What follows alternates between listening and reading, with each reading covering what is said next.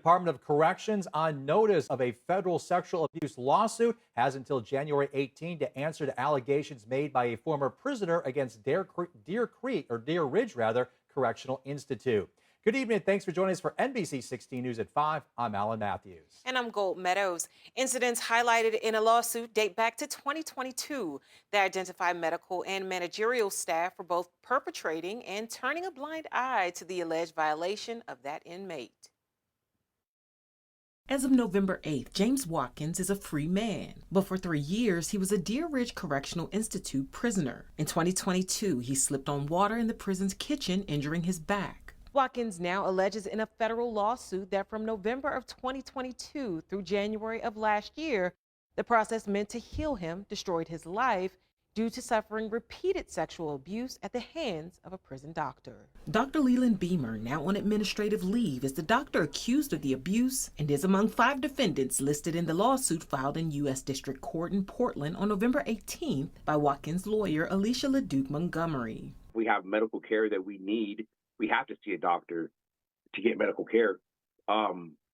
But being forced into a situation of abuse caused a lot of mental harm and distress. The lawsuit states that following an initial exam for his back injury, Beamer's actions towards Watkins in subsequent medical appointments became more inappropriate. It goes on to say Beamer made uncomfortable personal remarks and engaged in inappropriate touching, groping Watkins, rubbing his leg, grabbing his arm, and telling him how big he was. LeDuc Montgomery says this could have been prevented had Watkins' right to a chaperone been enforced for those sensitive examinations.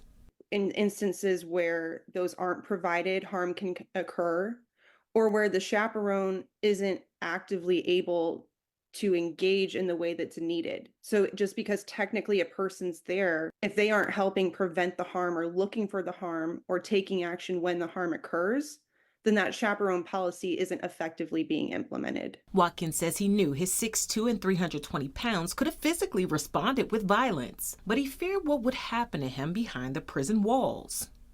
I could have prevented it or whatever from happening, but the guy's in a position to ruin my life, put me in the hole, give me more time.